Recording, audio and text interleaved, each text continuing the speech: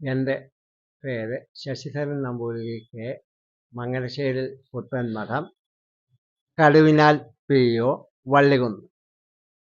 യാദൃശ്യമായ ഒരു ഇൻ്റർവ്യൂവിൽ പങ്കെടുക്കേണ്ടി വന്നു. എൻ്റെ ഒരു സുഹൃത്ത് രാജേന്ദ്രൻ നായർ ഒരു ഇൻ്റർവ്യൂ വേണമെന്ന് പറഞ്ഞ് യാദൃശ്യമായിട്ട് വന്നപ്പോഴാണ് ഒന്ന് പഠിച്ച് റിഹേഴ്സൽ ചെയ്തതിന് ശേഷമൊന്നുമല്ല ഈ ഇൻ്റർവ്യൂവിൽ പങ്കെടുത്തത്. എന്തെങ്കിലും പിഴവുകളുണ്ടെങ്കിൽ നിങ്ങൾ അത് തിരുത്തി തരുന്നതിന് എനിക്ക് യാതൊരു വിഷമവുമില്ല. എൻ്റെ ഭാഗത്ത് ഞാൻ മനസ്സിലാക്കിയത് എന്തെങ്കിലും പിഴവുകൾ സംഭവിച്ചിട്ടുണ്ടെങ്കിൽ മനുഷ്യസഹജമായ ഒരു പിഴവാണെന്ന് കണക്കാക്കണം. അപ്പം ഇൻ്റർവ്യൂവിന് ഇങ്ങനെ ഇന്ന് തന്നെ വേണമെന്ന് പറഞ്ഞുകൊണ്ടാണ് എനിക്കറിവുള്ളത് ഞാൻ പറഞ്ഞത്. അത്ര മാത്രമേ എനിക്ക് ഈ ഇൻ്റർവ്യൂവിനെ പറ്റി പറയാൻ സാധിക്കൂ. ഞാൻ തിരുവിതാംകൂർ ദേവസ്വം ബോർഡിൽ 16 വർഷം മേശാന്തിയായിട്ട് ജോലി ചെയ്തിട്ടുണ്ട്. ചിറക്കൽ ദേവീക്ഷേത്രം, പള്ളിപ്പുറം ദേവീക്ഷേത്രം, വലിയവീട് ദേവീക്ഷേത്രം, പാമ്പ മഹാക്ഷേത്രം എന്നീ ക്ഷേത്രങ്ങളിൽ ഞാൻ ശാന്തി ചോദിച്ചു. അതിനുശേഷം ഞാൻ ഒരു 16 വർഷം സബ് ഗ്രൂപ്പ് ഓഫീസർ ജോലിയിലും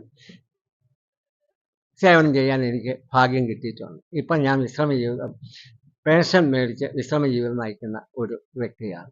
യാദൃച്ഛമായിട്ട് ഇതുപോലെ ഈ ഔദ്യോഗിക ജീവിതത്തിനിടയ്ക്ക് ചില കാര്യങ്ങൾ അറിയണമെന്നുണ്ട് സുഹൃത്ത് വന്ന് ചോദിച്ചുകൊണ്ടാണ് ഞാൻ ഇൻ്റർവ്യൂവിൽ അഭിമുഖത്തിൽ പങ്കെടുത്തത്.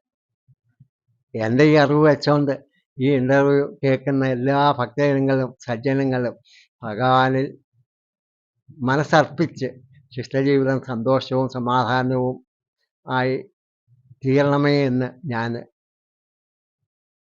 ആശീർവദിക്കുകയാണ്. ഈ ഇൻ്റർവ്യൂ കേൾക്കുന്ന സജ്ജനങ്ങൾ കുഞ്ഞുങ്ങളുടെ ഭാവിയെ കരുതി വൈകിട്ട് സീരിയൽ മുതലായ TV-കളിൽ നിന്ന് ഒന്ന് മാറി നിലവിളക്ക് കിഴക്കോട്ടും പടിഞ്ഞാറോട്ടും കത്തിച്ച് വെച്ച് അതിൻ്റെ ബാക്കിലോട്ട് മാറിയിരുന്ന് ഒരു 20 മിനിറ്റെങ്കിലും സന്ധ്യയ്ക്ക് നാമം ജപിക്കണം, നിർബന്ധമാക്കണം. എങ്കിലേ നമ്മുടെ ഈ നാടിന് വളർന്നു വരുന്ന തലമുറയ്ക്ക് ഒരു ശാന്തി കിട്ടൂ എന്നാണ് എൻ്റെ ഒരഭിപ്രായം കൂടി ഞാൻ പറയുകയാണ്. കുട്ടികളാണ് ഈ നാടിൻ്റെ സമ്പത്ത്.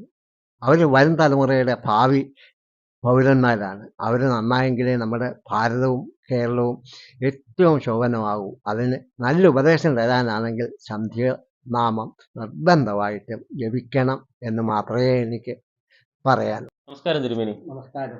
തിരുമേനി, ഞാൻ തിരുമേനിയോട് നിർമാല്യ ദർശനത്തിന്റെ ഭക്തർ ശരിയായ രീതിയിൽ എങ്ങനെയാണ് ഒരു നിർമാല്യ ദർശനത്തിന് വേണ്ടി എത്തുന്ന ഭക്തർ എന്തെല്ലാം കാര്യങ്ങളാണ് അനുഷ്ഠിക്കേണ്ടത് ഒന്ന് പറയാവോ തിരുമേനി? നിർമാല്യ ദർശനത്തിന് എത്തുന്ന ഭക്തർ ശരീരശുദ്ധി, മനഃശുദ്ധി, വസ്ത്രശുദ്ധി ഇവ കൃത്യമായി പാലിക്കണം. ക്ഷേത്രത്തിൽ പൂജാരി എത്തുന്നതിന് മുൻപ് തന്നെ ഭക്തർ ക്ഷേത്രത്തിന് വെളിയിൽ കാത്തു നിൽക്കണം. അവിടെ പൈപ്പ് കാണും. കൈയും കാലും മുഖവും എല്ലാം കഴുകി അവിടെ കാത്തു നിൽക്കണം. മേശാന്തി വന്ന് ക്ഷേത്രം തുറന്ന് വിളക്ക് കത്തിച്ച് നിർമാല്യ ദർശനത്തിന് അവസരം തരും. അപ്പോൾ മാത്രമേ ഭക്തർ അകത്ത് കയറി നിർമാല്യ ദർശനം നടത്താവൂ. നിർമാല്യ ദർശനം കൊണ്ട് വളരെയേറെ പ്രയോജനം ഈ ദർശനം നടത്തുന്നവർക്ക് ഉണ്ട്. ദേവന്റെ ചൈതന്യം ഏറ്റവും കൂടുതൽ നിലനിൽക്കുന്ന സമയമാണ് ഈ നിർമാല്യ ദർശനം. തലേ ദിവസത്തെ അത്താഴ പൂജയ്ക്ക് ശേഷം മേശാന്തി ക്ഷേത്രത്തിന് ശേഷം മറ്റ് ദേവന്മാരും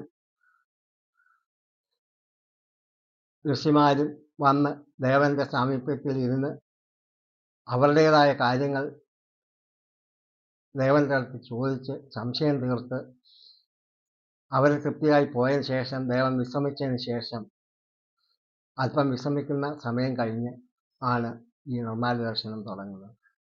അപ്പോൾ ഭക്തരുടെ അവലാദികളും പ്രയാസങ്ങളും ദുഃഖങ്ങളും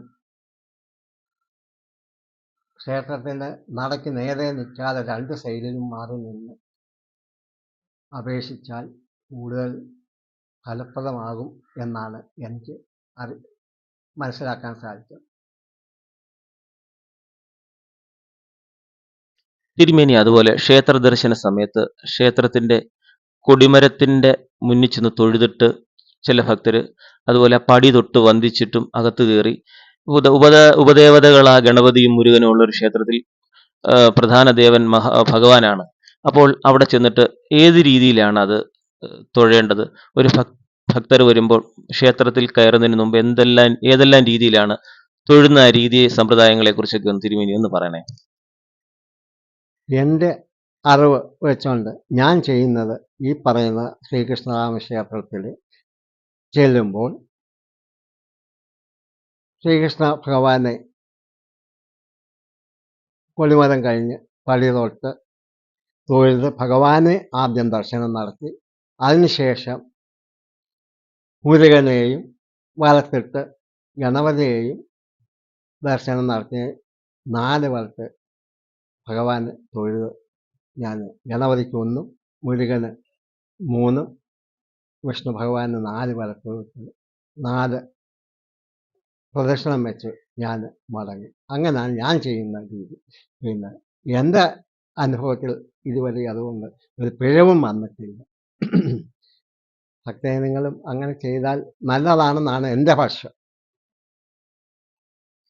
തിരുമേനി, അതുപോലെ തന്നെ ഇപ്പൊ 3 ഉപദേവത 2 ഭഗവാനും ഉള്ള ഒരു ക്ഷേത്രത്തിൽ ചെല്ലുമ്പോൾ ചില ഭക്തർ ചെയ്യുന്നത് കാണാം, പൈസ എടുത്തിട്ട് തലയ്ക്ക് ഉഴിഞ്ഞിട്ട് വഞ്ചിയിലിടുന്നത്. അതുപോലെ തന്നെ ചില പ്രധാന ദേവന്റെ മുന്നിൽ മാത്രം പണം സമർപ്പിക്കുകയോ അല്ലെങ്കിൽ മാലയോ പുഷ്പങ്ങളോ സമർപ്പിക്കുന്നു, ഉപദേവതകൾക്ക് കൊടുക്കാതിരിക്കുകയും ചെയ്യുന്നു.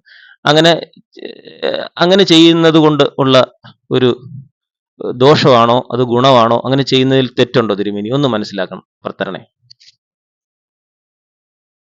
ഞാൻ മനസ്സിലാക്കിയെടുത്തോളം പ്രധാന ദേവത കാണിക്ക അർപ്പിക്കുകയും ഉപദേവതമാർക്ക് പ്രത്യേകം കാണിക്ക സമർപ്പിക്കുകയും വേണം. തലയ്ക്ക് ഒഴിഞ്ഞ് കാണിക്കയിടുന്നതിൽ പ്രത്യേകിച്ച് ഒരു ഗുണവും ദോഷവും ഉള്ളതായിട്ട് എനിക്ക് തോന്നുന്നില്ല. അതും ഓരോ വ്യക്തികളുടെയും മനസ്സിൻ്റെ ആ തോന്നലുകളാണ്. സർവ്വപാപവും കൂടി ഈ നാണയത്തോടെ സമർപ്പണത്തോടെ എല്ലാം തീരും എന്ന് മനസ്സിൻ്റെ തോന്നൽ കൊണ്ടാണ് ഈ സാധാരണ ആൾക്കാർ തലയ്ക്കൊഴിഞ്ഞ് ഈ നാണയവും പണവും നിക്ഷേപിക്കുന്നത്. മനസ്സർപ്പിച്ച് നമ്മൾ ഹൃദയത്തോട് ചേർത്ത് വെച്ച് അർപ്പിക്കുന്ന ശരിയായ രീതി എന്നാണ് എൻ്റെ വിശ്വാസം. ദർശനത്തിന് എത്തുന്ന ഭക്തജനങ്ങൾ ഏറ്റവും ശ്രദ്ധയോടെ ചെയ്യേണ്ടത് നാമജപത്തിനാണ് പ്രാധാന്യം. ഏത് ക്ഷേത്രത്തിൽ ചെന്നാലും ആ ദേവതയുടെ നാമങ്ങൾ പലവട്ടം ഉരുവിട്ട് മനസ്സും ശരീരവും അവിടെ സമർപ്പിച്ച് ദർശനം നടത്തിയതിന് പോകുന്നതാണ്. നമ്മളെ വീട്ടുകാര്യമോ മറ്റ് കുടുംബകാര്യങ്ങളോ അതൊന്നും അവിടെ ചർച്ച ചെയ്യാനുള്ള വേദി ആക്കരുത്. ഏറ്റവും ശ്രദ്ധിക്കേണ്ടത് നമ്മൾ നാമജപത്തിന് ഏറെ പ്രാധാന്യം കൊടുത്ത് വേണം ക്ഷേത്ര ദർശനം നടത്തേണ്ടത്. തിരുമേനി, അതുപോലെ ഈ സന്ധ്യാദീപാരാധന തൊഴുന്നതിന്റെ പുണ്യം, അതിന്റെ പ്രാധാന്യവും ഒന്ന് ഭക്തജനങ്ങൾക്ക് വേണ്ടി ഒന്ന് പറയാവോ തിരുമേനി? ക്ഷേത്ര ദർശനത്തിൽ ഏറെ പ്രാധാന്യമുള്ളതാണ് ദീപാരാധന ദർശനം.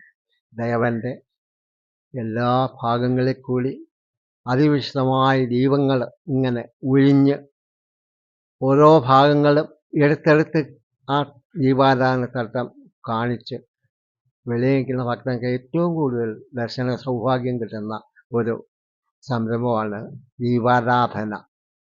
അത് ദർശിച്ചാൽ ഏറെ പുണ്യം കിട്ടുമെന്നാണ് ഞാൻ മനസ്സിലാക്കിയ അറിവ്. ഭക്തജനങ്ങളും അങ്ങനെ ചെയ്യുന്നത് എല്ലാ ക്ഷേത്രങ്ങളിലും ദീപാരാധന സമയത്താണ് നമ്മൾ കൂടുതൽ ഭക്തരെ കാണുന്നത്. ആ സമയത്ത് ശംഖനാദം കേൾക്കുമ്പോൾ ഹൃദയത്തിനും മനസ്സിനും വളരെ ശാന്തി കിട്ടും. അകത്ത് ദീപാരാധനയൊപ്പം ശാന്തി, മണിദീപവും മണിനാദവും കേൾക്കും. വെളിയിൽ ഭക്തജനങ്ങൾ വലിയ മണിനാദം കേൾപ്പിക്കുകയും ചെയ്യും. ഇതെല്ലാം കൂടെ ആകെ ഭക്തിമയമായി ആ അന്തരീക്ഷം നമുക്ക് മാറും. അതിനുശേഷം കർപ്പൂരം ഒഴിഞ്ഞ് സമഷ്ടിയും കൂടെ ഭഗവാന് അർപ്പിച്ച് ആ ദീപാരാധന തൽപ്പവും കർപ്പൂര തൽപ്പവും ഭക്തജനങ്ങൾക്ക് ആരതി ഒഴിഞ്ഞതിന് ശേഷം നമുക്ക് സ്വീകരിക്കാൻ വെളിയിൽ കൊണ്ട് തരും. ഏറെ പുണ്യം കിട്ടുന്ന ഒരു ദർശനമാണ് ദീപാരാധന ദർശനം.